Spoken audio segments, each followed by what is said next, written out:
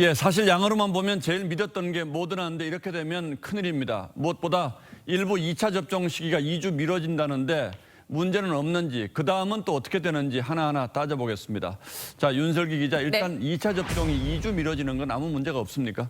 네, 당초 권고된 1, 2차 접종 간격은 이 화이자가 3주, 모더나가 4주였죠. 예. 그런데 이달 중순 이후 한시적으로 이 간격이 6주, 즉 2배 정도 늘었습니다.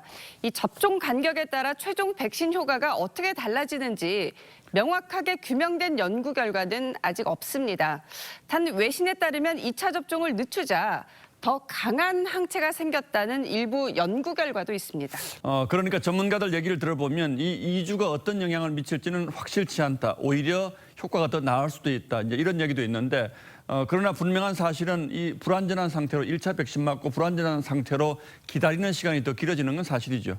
맞습니다. 2차 접종이 늦춰진다는 건 이 보시다시피 1차 접종 효과가 떨어지는 구간이 길어진다는 뜻입니다.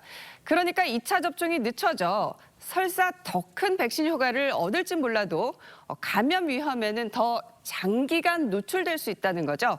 특히 이 경우 변이 바이러스에 취약해진다는 걸 전문가들은 우려합니다. 접종을 늘리면 2차 접종 전에 변이 바이러스의 감염에 또 취약해진다. 돌파 감염이나 이런 감염 우려가 또 커지죠.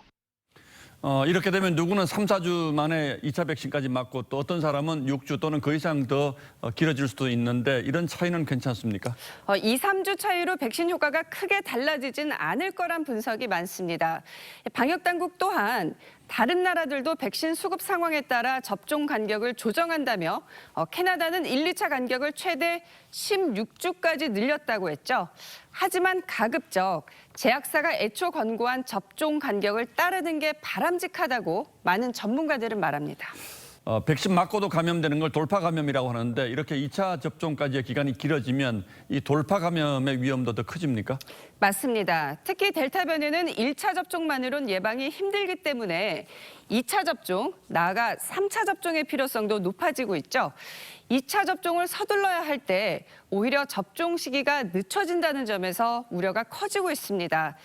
지금의 확산세를 백신으로 막기 힘들어졌다는 뜻이고 이는 달리 말해 고강도 거리 두기밖에는 현재로선 뾰족한 해법이 없다는 뜻이기도 합니다. 백신 접종이 늦어진다는 얘기는 거리두기 수준을 완화하기가 어렵다. 전 국민들이 거리두기 때문에 통을 받고 있는데 이 기간이 길어질 가능성이 높은 거죠. 예, 계속 지금 백신이 문제가 되는데 이렇게 되면 현실적인 문제도 간단치 않습니다만 국민들이 겪을 심리적 위축감 이게 참 더 큰 걱정이군요. 그렇습니다. 예, 윤설기 기자 잘 들었습니다.